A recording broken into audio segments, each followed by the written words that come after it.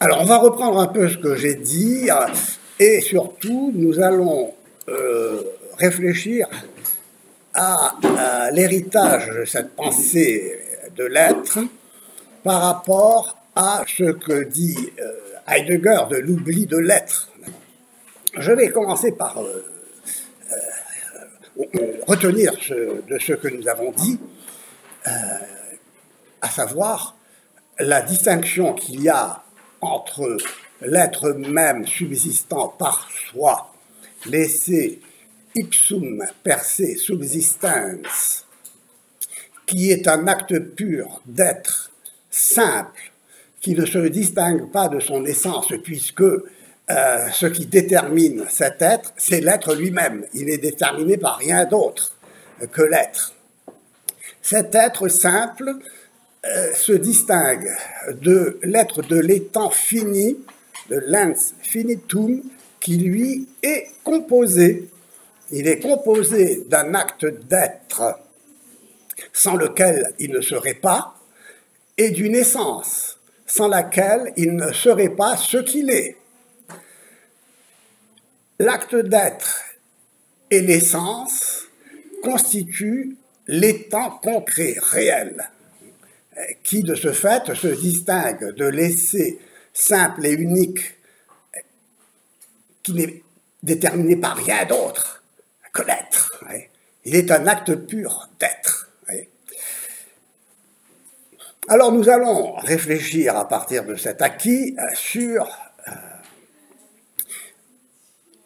la pensée contemporaine, la pensée des déconstructeurs et de la postérité heideggerienne.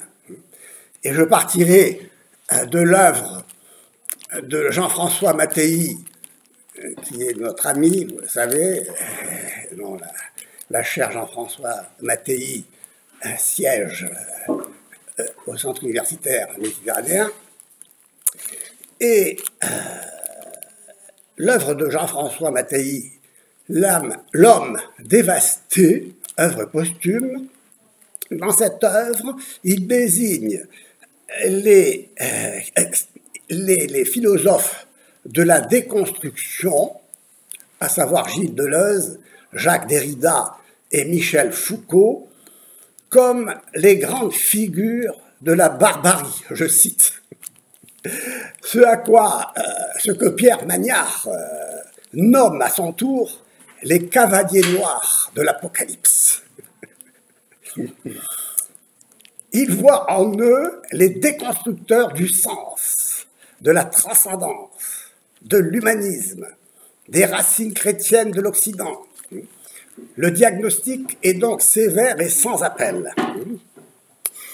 La déconstruction, dit-il, est une entreprise barbare.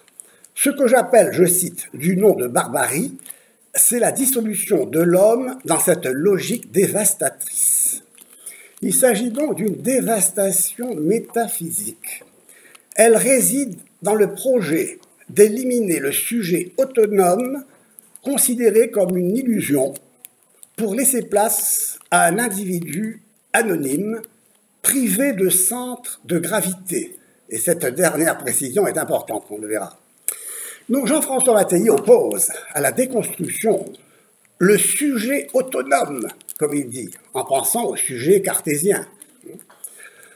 Cependant, nous l'avons vu, pour le métaphysicien de l'essai de l'être, qui est saint Thomas d'Aquin, cette résistance n'est pas celle du sujet pensant substantialisé par Descartes, pour qui la substance est conceptuelle et non réelle, et qui,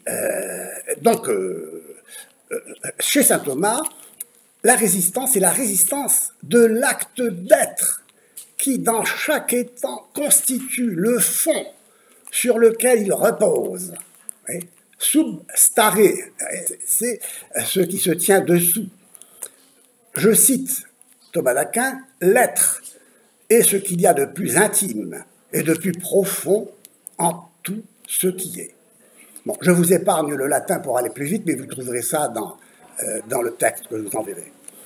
Ce fond est précisément ce que le déconstructeur rejette en rejetant toute forme d'unité ou d'identité au nom d'une conception univoque de l'être. En effet, l'être au sens univoque a le même sens pour tout ce qui est et ne peut donc faire la différence.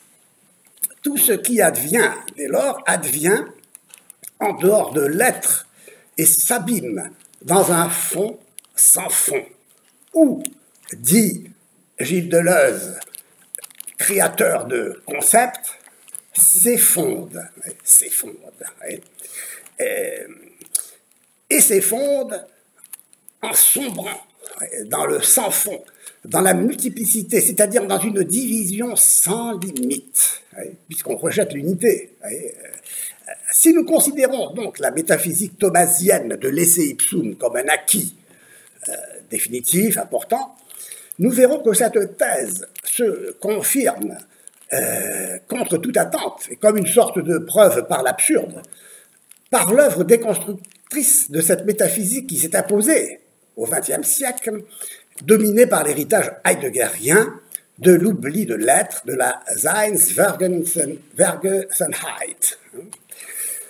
En vérité, la métaphysique visée par le philosophe de Metz-Kirch et sa postérité est la métaphysique du cogito, du sujet pensant, et à travers elle, celle de toute présence substantielle, réduite à un concept, c'est-à-dire à laisser in intellectu, pour parler comme Avicenne, et non saisi réellement, in re, dans la chose.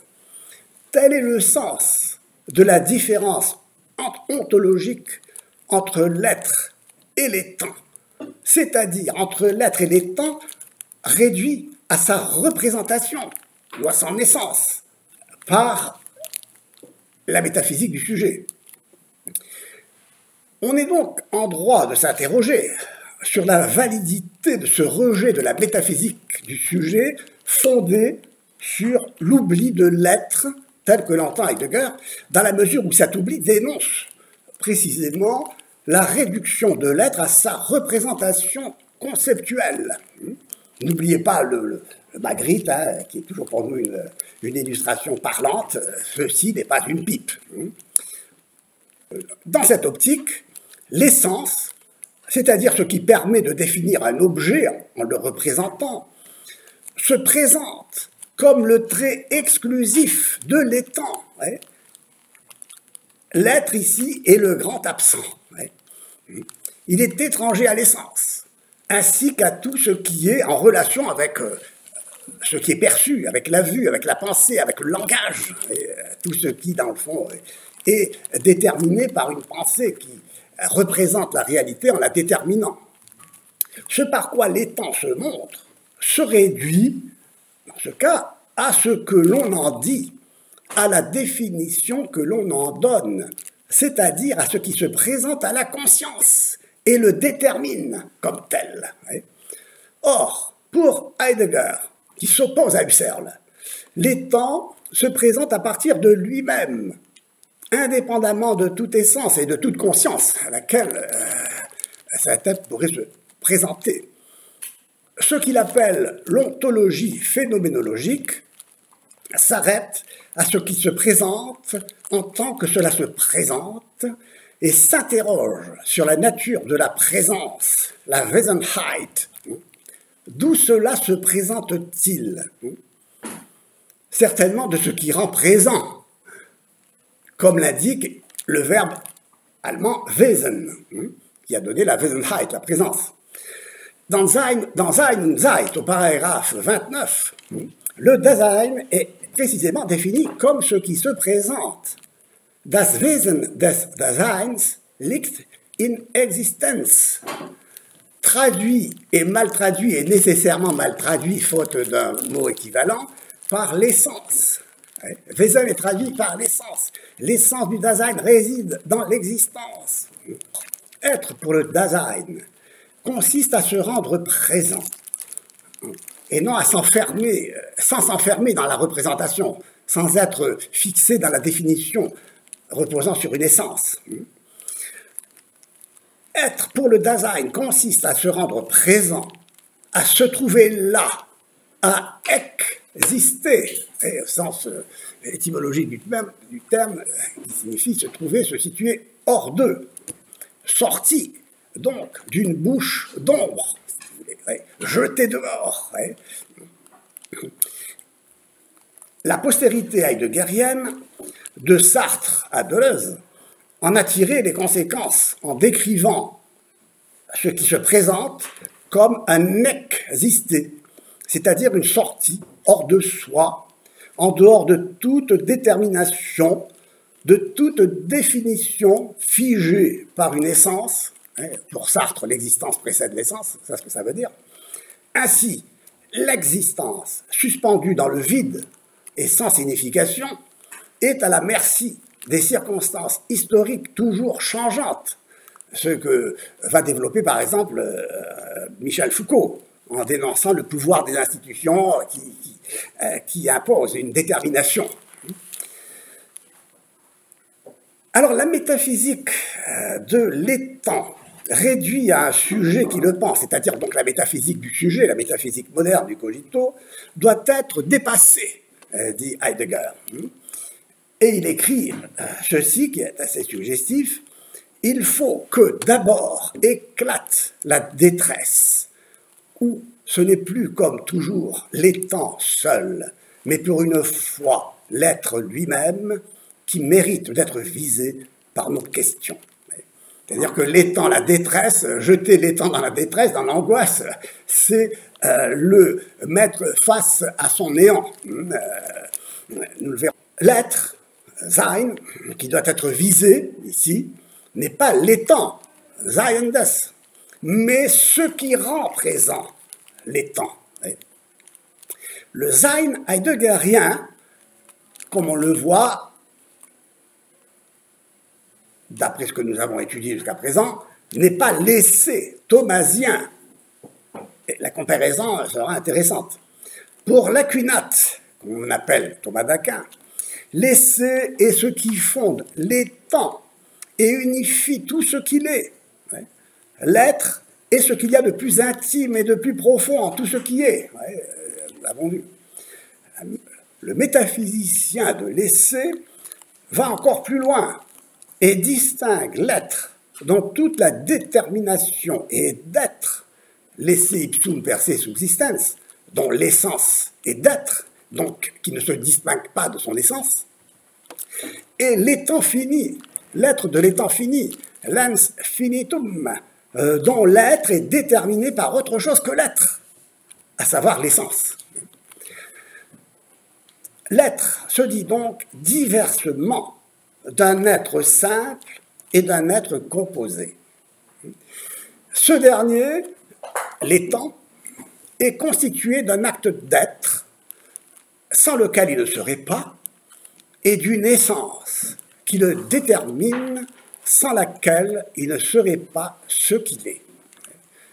L'être de l'ens finitum, de l'étant concret, n'est donc pas son essence, comme dans l'esse ipsum per se subsistens. L'être de l'étant n'est pas son essence, c'est ce qui a capté l'attention de Heidegger, qui oppose l'être et l'étant comme à l'essence, puisque réduit à sa représentation dans la métaphysique du sujet. Donc l'être de l'étant n'est pas son essence, et son essence n'est pas d'être, comme l'esse ipsum. Pour Thomas d'Aquin, l'un n'est pas sans l'autre. L'un n'est pas l'autre, mais l'un n'est pas sans l'autre. L'essence et l'être se distinguent sans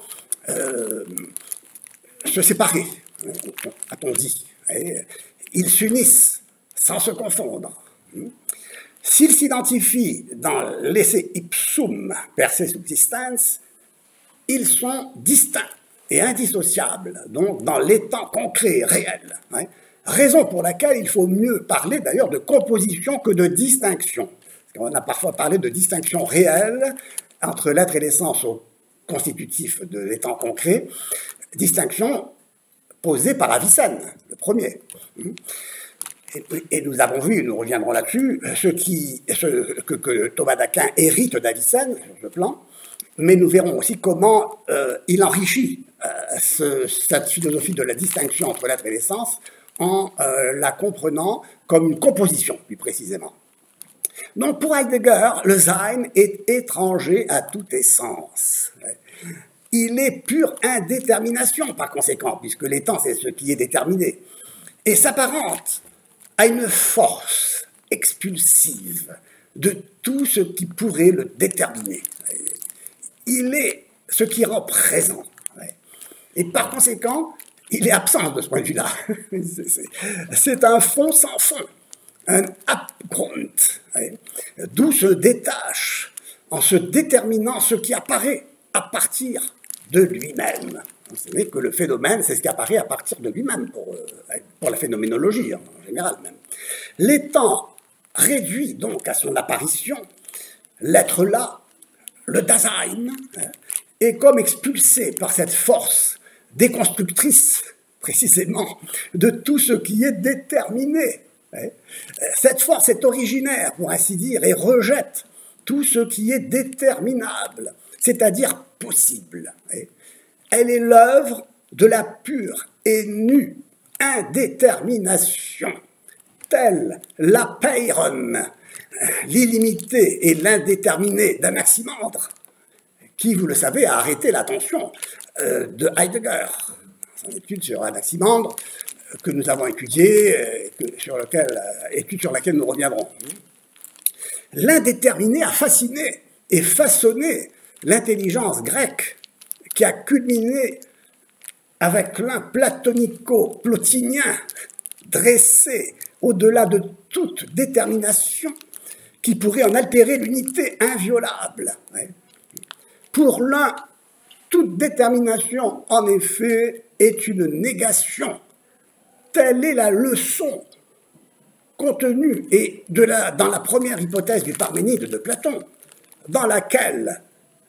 pour laquelle la conclusion est que si l'un est, il n'est plus un. Donc, si l'un est un, il n'est pas. Et je vous ai suffisamment parlé de cette hypothèse pour la citer maintenant. Et je ne la citerai pas dans le grec, mais la citation ici sera faite de la manière la plus proche du grec. Donc, dans son dialogue entre Parménide et Socrate, nous lisons ceci. L'un ne participe d'aucune façon à l'être. D'aucune, semble-t-il. L'un n'étant donc en aucune façon, apparemment. Il n'a donc même pas assez d'être pour être un, car du coup, il serait et participerait à l'être. Il apparaît bien, au contraire, et que l'un n'est pas un, et que l'un n'est pas. Et cette dialectique extraordinaire du dialogue de Parménide, c'est du grand Platon, ça. D'autant plus que c'est un moment de la carrière de Platon où Platon lui-même se remet en question, en remettant en question sa philosophie de la participation. Comment, si l'un est participé pour être réellement réel, comme tout ce qui est dans le monde intelligible qui est réellement réel, comment l'un sera-t-il réel si pour être réel il doit être? Et s'il l'est, il n'est plus un. Et donc l'un, pour être un, ne doit pas être. C'est du pur non-être. L'être ne saurait s'ajouter à l'un sans l'altérer et en compromettre la pureté. Il est de trop pour l'un. Ça me rappelle un peu Sartre, il est de trop pour l'éternité. Roquentin sur sa branche, sur sa racine. Square, où il était en train de se heurter, de réfléchir sur cette racine-là qui est devant lui. Bien, donc, Proclus, en commentant ce dialogue, car il est l'auteur d'un grand commentaire du Parménide de Platon qu'il faut connaître également. Donc, Proclus, en commentant ce dialogue, a montré l'importance de cette hypothèse, transformée en hypostase par Plotin. Proclus, ne l'oublions pas, est un plotinien, un néoplatonicien. Hypostase dynamisée, qui a dynamisé l'introstatique de Platon. L'un sera ainsi saisi tout au long de la tradition néoplatonicienne qui suivra comme une force négatrice qui nie l'être, qui le nie. Et nous retrouvons ici la fameuse formule de Maître Eckhart. L'un, ce sera une négatio negationis, hein, une négation de la négation. Il nie ce qui le nie. Quand Heidegger, dans son introduction à la métaphysique, écrit que le néant néantit, nichts, nichtet, il se rattache en vérité au plotinisme pour ne retenir que cette énergie négatrice, si vous voulez, qui ouvre au corps de l'étang, jeté dehors, un fond sans fond, un abîme inaccessible à toute détermination. Hors de l'un, l'étang est déchéance, un verfallen.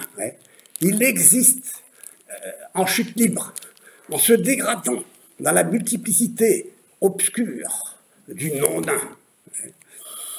Cette pensée a entraîné chez les penseurs post-heideggeriens de la déconstruction la suprématie de la différence sur l'identité, de la division sur l'unité. L'œuvre de Gilles Deleuze en est une illustration emblématique. Deleuze, ne l'oublions pas, se réfère à une conception univoque de l'être, qu'il rejette justement en tant qu'être, en se situant sur le plan de l'immanence, où tout glisse, comme il dit, à la surface de tout, comme un jeu de cartes que l'on distribue, tout s'effeuille en 1000 plateaux et advient sans fondement. Le monde s'effondre. Rien ne subsiste, puisque si ce n'est pas l'être qui fait la différence. Et donc, c'est hors l'être que la différence pourra différer, si on peut dire. Si pour Plotin, en revanche, le monde multiple est appelé à retourner à l'unité originaire de l'un, pour Heidegger et sa postérité, il est destiné à s'anéantir sans retour. C'est la spécificité de la pensée heideggerienne et post-heideggerienne, qui est de renoncer à l'unité. Elle est un chemin qui ne mène nulle part, pour reprendre un titre qui est d'ailleurs une mauvaise traduction d'une œuvre de Heidegger, mais qui est suggestif, suffisamment suggestif pour que nous la reprenions, ce titre, le chemin qui ne mène nulle part, n'est-ce pas, et qui s'inscrit donc dans un différé permanent et originaire. L'être est ce qui se soustrait de l'étang au moment où celui-ci paraît. Et l'étang doit disparaître à son tour pour laisser être l'être. Gelassenheit, le laisser être, c'est encore une expression de Maître Eckhart, c'est-à-dire cette force déconstructrice de toute détermination qui viendrait d'une essence.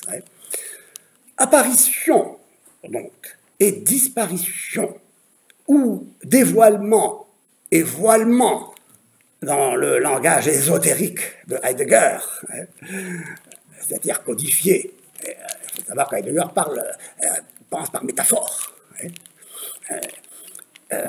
Donc, voilement et dévoilement s'articulent et se combattent sans cesse, afin que le dévoilement, l'aletheia, la vérité, ne retombe pas sur elle-même. Elle est, cette vérité, ce qui s'ouvre hors retrait, pour parler comme Heidegger, c'est-à-dire à ce qui se manifeste en se déterminant. Hors retrait, pourquoi ? Parce que ce qui demeure dans le retrait, c'est l'indéterminé. Et hors retrait, c'est le déterminé. Il ne s'agit plus donc d'intelliger les temps, mais de le saisir dans la détresse, en visant la source de sa présence dans une absence, qui est un fond sans fond, c'est-à-dire une totale indétermination. L'intellect, ici, n'a donc plus aucun rôle à jouer. il est neutralisé. Il suffit de décrire ce qui apparaît en surgissant, le temps de disparaître, dans la détresse. C'est pourquoi l'angoisse sera l'expression vitale de cette apparition disparaissante. La vérité ne saurait donc être l'accord de l'intellect et de la chose, selon la définition classique de l'adequatio rei et intellectus.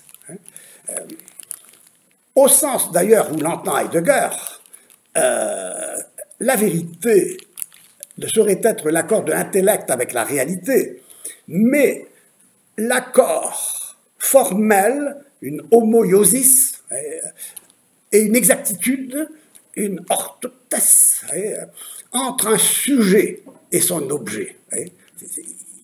Il dénonce justement ce rapport entre un sujet et un objet, en dénonçant la métaphysique du cogito, qui met face à face un sujet et un objet.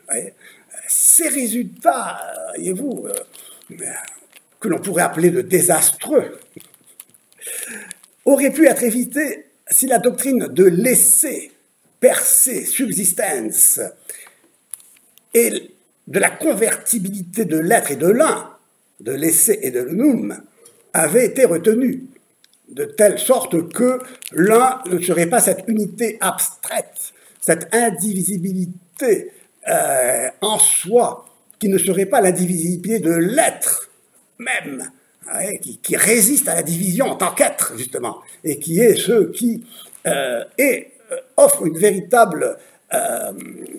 véritable fond à l'étang. Il s'agit donc de réfléchir sur ce qui est en tant qu'il est, et non en tant qu'il est représenté, représentable, pensable, cogitabilé. Selon Thomas, il est exclu que la chose, c'est-à-dire ce qui est, le quod est, l'étant, se présente à l'intellect sans que celui-ci s'interroge sur l'être de ce qui est en tant qu'il est. Car l'étant ne se réduit pas à ce qui se présente à la conscience, comme le reproche Heidegger, justement d'ailleurs, à la métaphysique du sujet, et en disant Husserl. L'étant ne se réduit pas non plus à ce qui se présente au sens uniquement. Nous l'avons vu parce que l'aristotélisme de Thomas affirme que rien ne se trouve dans l'intellect qui ne soit passé par les sens, étant donné la constitution idémorphique du sujet réel, de l'étant réel, composé de matière et de forme, à laquelle d'ailleurs ajoutera, et on le verra, Thomas, une distinction plus fondamentale entre justement l'être et l'essence. Donc, l'aristotélisme de la Kinote affirme que rien ne se trouve dans l'intellect qui ne soit passé par les sens, de sorte que l'intellect et la chose agissent réciproquement l'un sur l'autre. L'information de l'un par l'autre est par soi et immédiate. La chose en soi ne se trouve pas là, comme chez Kant, abandonnée à une ignorance absolue et insaisissable, puisque les sens sont neutralisés. Alors que, vous le savez, les sens pour l'aristotélisme, qui est un empirisme, en ce sens-là, sont une fenêtre ouverte sur le monde réel, sur l'extérieur, et donc contribuent à la connaissance d'une chose. Et de telle manière que ce qui est offert par les sens et en passant par l'imagination, c'est-à-dire par la construction d'une image, aboutit à un concept, une représentation qui est reliée à la chose réelle donnée offerte au sens. Est-ce que cet intellect que vous décrivez, donc, qui nécessite toujours de passer par les sens qu'on retrouve chez Lacan et Aristote, il se rapproche de, je pensais à Capelle-ton pensée de Heidegger, où il fait une distinction entre en tout cas l'intellect vraiment cartésien, scientifique, et celui qui nous présenterait, j'ai l'impression d'être, et qui le rapproche de l'éternel retour de Nietzsche. Voilà, est-ce que cet intellect-là, il est plutôt aristotélicien dans sa présentation de l'être? Oui, Heidegger est plus proche d'Aristote, c'est certain. Mais enfin, Heidegger est, comme je l'ai dit, vous l'avez vu, et quand même se trouve dans une situation difficile et paradoxale, puisque, comme vous le voyez, le fond de sa pensée est aussi un plotinisme inversé. C'est-à-dire que finalement le nous, l'intellect, c'est le nous plotinien, ou tout ce, ou disons qui représente le nous, l'intellect et tout ce qui est en tant qu'intelligé. Puisqu'en dehors de l'un, il n'y a rien d'autre que l'intellect qui est l'un lui-même qui voudrait s'intelliger, mais qui ne peut s'intelliger, qu'on l'a vu tout cela, que de l'extérieur de lui-même.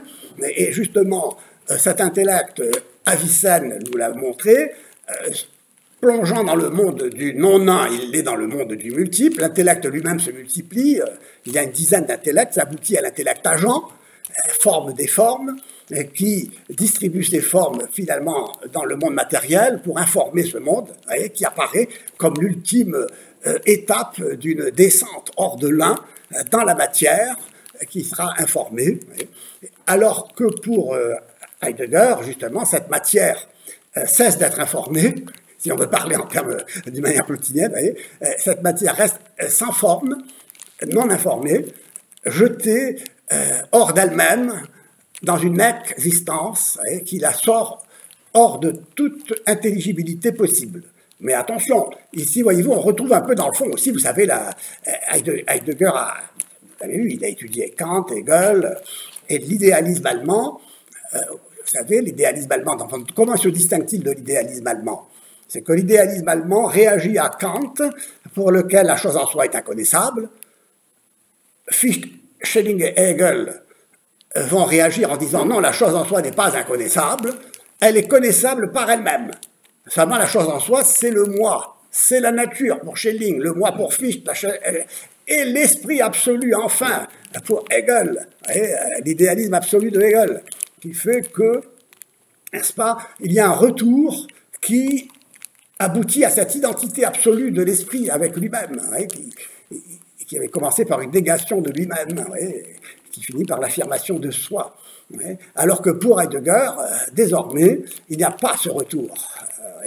Tout plonge dans un Verfallen, une chute dans le non-un, dans l'existé, hors définition, hors essence, hors capacité de se recueillir, et se dispersant toujours dans un flux, comme dirait Deleuze, qui sans être enraciné sous le sol et sans pousser dans le ciel, tel le rhizome se répand à la surface des choses.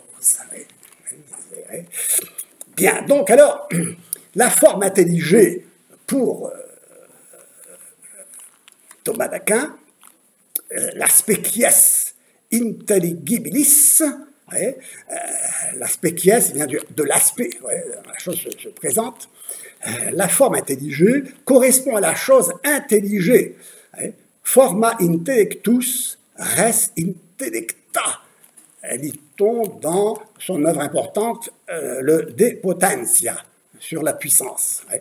La forme et l'aspect quies, l'aspect réel de la chose, appréhendé par les sens, que l'intellect intellige en faisant d'elle, en faisant de cette forme une forme pour lui.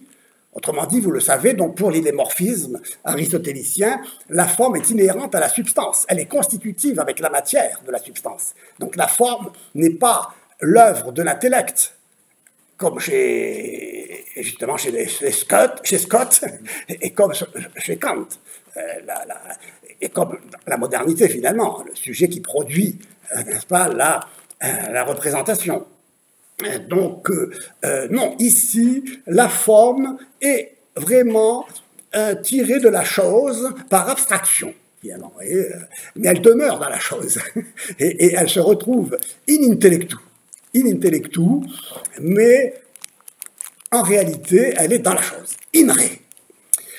L'étant réel, donc, concret, se résout finalement en deux principes constitutifs, si vous voulez, l'acte d'être, par lequel il est, quo est, en latin, et qui se distingue du quod est, ce qu'il est. Vous voyez, cette distinction reprise par Thomas de Boès, une distinction de Boès, reprise par Thomas, et il y a donc ce quo est, cet être constitutif de l'étant, et l'essence.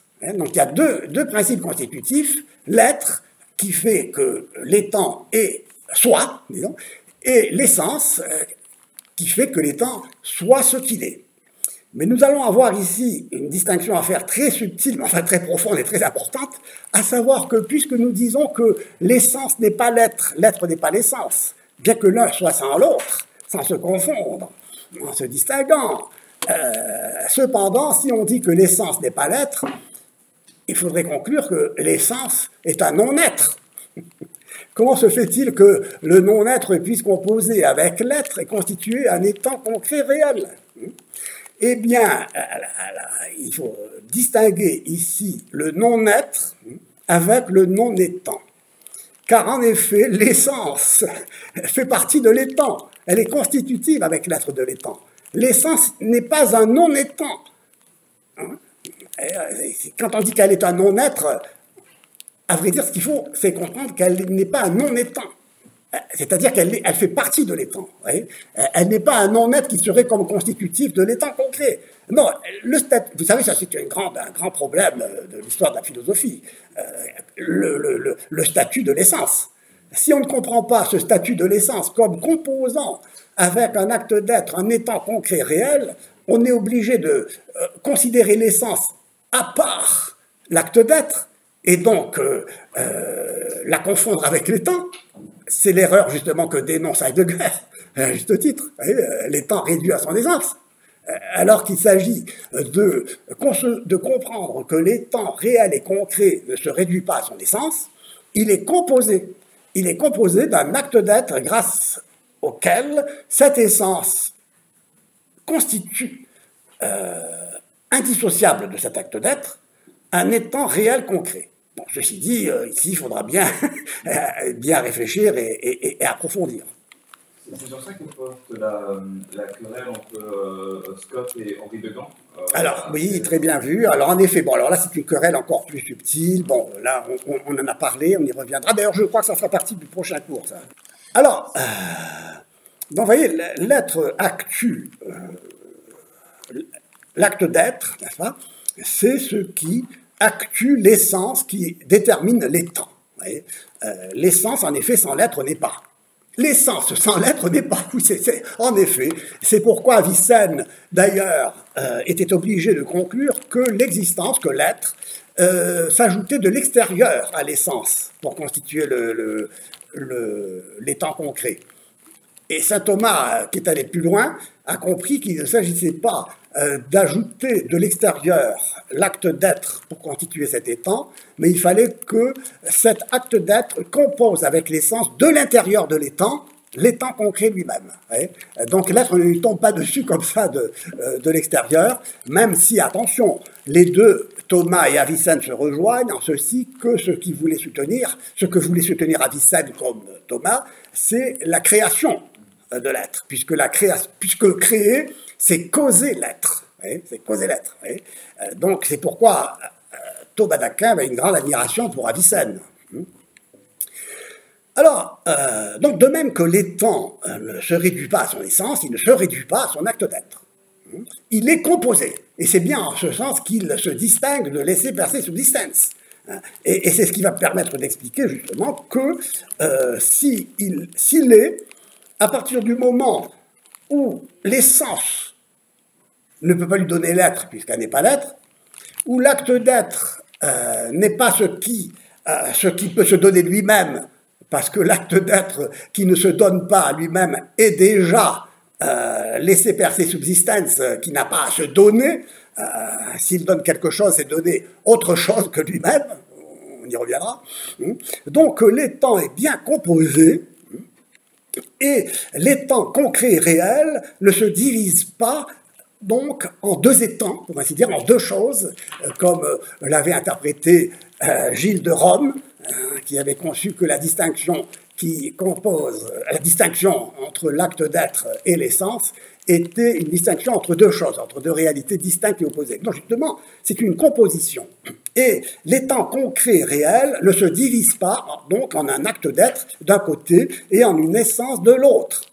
Je cite Thomas qui dit ce qui est composé n'a pas d'être, tant que ses parties sont divisées. Mais seulement lorsqu'elle constitue et compose ce composé lui-même. Il est donc manifeste que l'être de toute chose consiste en son indivision. Et de là vient que chaque chose, en défendant son être, défend aussi son unité. Et ici, nous avons vraiment une très belle solution et un très beau remède à la déconstruction. L'être laissé en tant qu'acte ne se limite pas lui-même. Autrement dit, il n'est pas auto-limitatif en tant qu'acte pur d'être. Il est, et il est soit l'acte d'être pur et sans limite de l'esse ipsum per se subsistens, dont l'être est la seule détermination, soit l'être de l'étant limité, l'ens finitum, limité par une essence, qui est autre que l'être, sans être autre que l'étant concret que cette essence détermine. C'est très serré. Il ne faut donc pas conclure, parce que l'essence n'est pas l'être, qu'elle est non-être absolument. En vérité, elle n'est pas un non-étant, comme je disais. Et donc tout ça, il faudra bien assimiler parce que ce sera une doctrine d'une grande force. Une grande force. Heidegger, précisément, ignore cette option parce qu'il ne conçoit pas l'adéquation de l'intellect avec la chose, comme un rapport entre l'intellect et la chose, mais comme un rapport entre un sujet pensant et un objet conçu. On a vu, et c'est ce qu'il dénonce comme étant un oubli de l'être. On en reste au niveau de la représentation, du représentant, du représenté. Or, pour Thomas, l'adéquatio n'a de sens que si l'intellect renvoie à la réalité, à la res, c'est-à-dire à un étant concret composé d'un acte d'être et d'une essence, de sorte que la forme joue effectivement son rôle de principe déterminant et la matière son rôle de principe individuant. Alors ici, il faut rappeler, n'est-ce pas, que la forme, que Aristote faisait une distinction qui lui permettait de définir la substance comme un composé de matière et de forme. Et donc, pour Aristote, il y a une distinction finalement logique entre l'être et l'essence. Si on voulait, chez lui, préciser la nature de cette distinction entre un être et une essence. Or, pour Aristote, la substance se réduit à l'essence, c'est-à-dire uniquement à ce qui la constitue comme une forme et une matière indissociablement unies. Pas de matière sans forme, pas de forme sans matière. Une matière sans forme, c'est la matière indéterminée, la matière première, et dont on ne peut pas parler. Et la forme n'est jamais sans matière. Et donc, voilà toute la substance pour Aristote.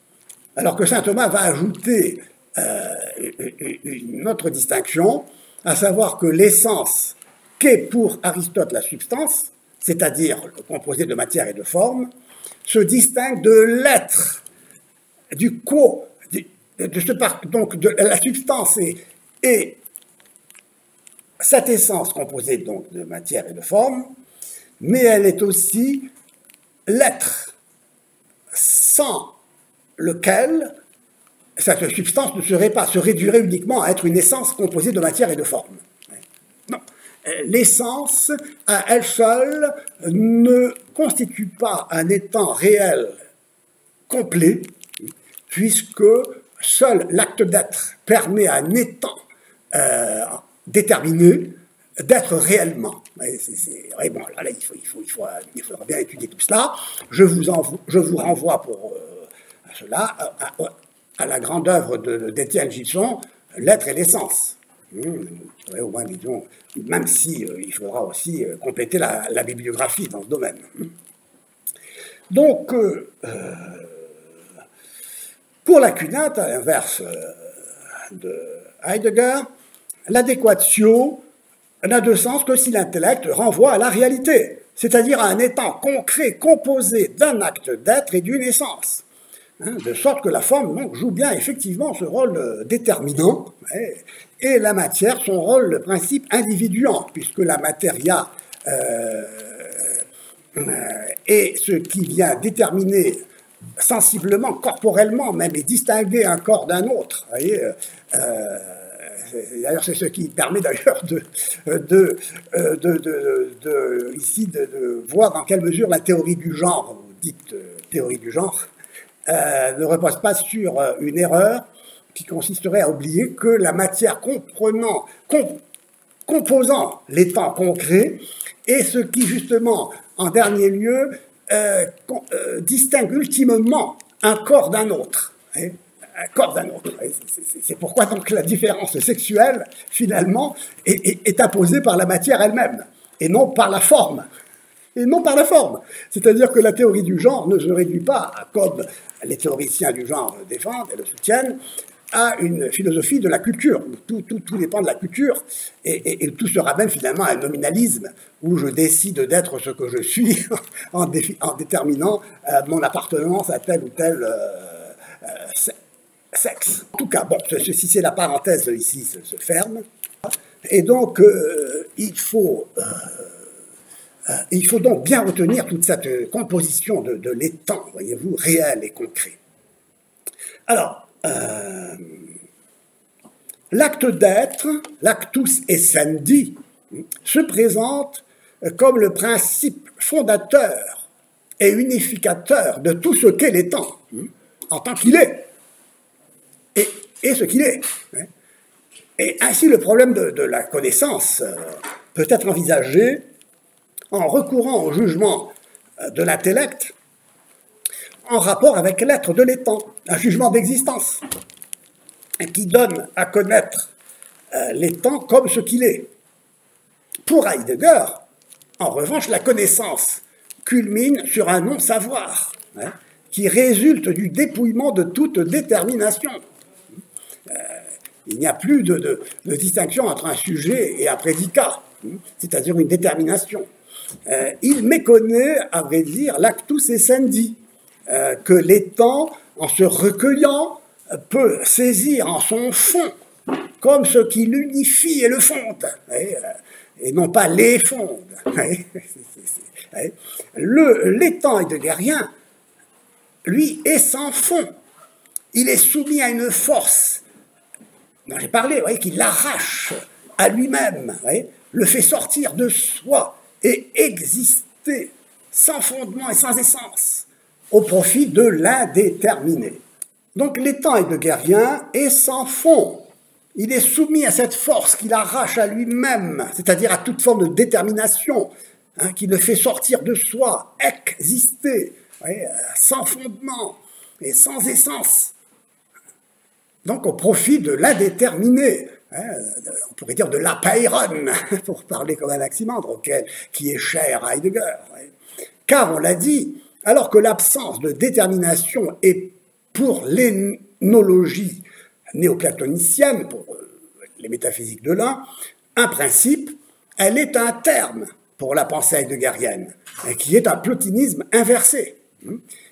Et donc quand il dit « il n'y a rien en dehors du tout », c'est-à-dire en dehors de la totalité indéterminée, qui n'est rien des temps, l'étang lui-même doit devenir rien sous l'effet de ce néant qui néantit. Nichts, nichtet. L'unité est totalité indifférenciée, identité vide, béance, gouffre, ouverture, où tout s'engloutit sans retour, dans un chaos inintelligible. Sans retour, c'est ça ce qui est effrayant. Le chaos, je cite Heidegger, paraît être l'indifférencié, et ainsi le simple, et confusion, puisque tout est un dans l'un, hein. Tout fusionne dans la confusion, toute distinction s'efface, toute présence délimitée, c'est-à-dire finie, disparaît, car tout est infini dans l'infini. Ouais. Le ciel le plus haut, ouais, et l'abîme le plus profond se rejoignent, ouais, dans la nuit sans étoiles de l'indifférencié. Ouais. Si vous avez une pensée très cohérente. Alors un tel développement est tout simplement insensé pour la doctrine thomasienne de l'essai, ou pour toute métaphysique de l'essai, à vrai dire. Tout est, oui, mais tout n'est pas le même. L'être n'a pas un sens univoque sur lequel repose la philosophie de la déconstruction, comme on l'a vu pour Gilles Deleuze. L'être a un sens univoque. Non seulement les étangs sont composés et distincts entre eux, mais aucun ne se confond avec l'être absolument simple et subsistant par soi, mais qui est identique à son essence. Parce que l'être est son unique détermination en tant que, une fois encore, plénitude d'un acte pur d'être. Donc l'être peut se dire diversement, en ce sens qu'on distingue bien l'être comme esse ipsum et l'être comme l'être de l'esse finitum. Et on ne les confond pas. Et pourquoi on ne les confond pas? Parce qu'on comprend l'être de manière analogique et non univoque. Cette détermination de l'être en tant qu'être le distingue de la totale indétermination de l'unité pure et nue des métaphysiques de l'un, et en particulier de cet un plotinien qui est fécondité, mais fécondité de l'un sans l'être, et par conséquent retour sur soi dans le vide, puisque l'un est celui qui va développer finalement cette unité féconde qui retournera sur elle-même, c'est Nicolas de Cuse, auquel nous reviendrons. L'unité est toujours, pour Thomas, l'unité de l'être. Car l'un n'est pas, c'est l'être qui est un. L'unité est, dit-il, la négation de toute division. L'être ne peut pas être composé d'être, l'étant ne peut pas être composé d'étant. C'est une pensée aristotélicienne. Sans elle, la division, en effet, l'emporterait, et la multiplicité serait un pur chaos inintelligible.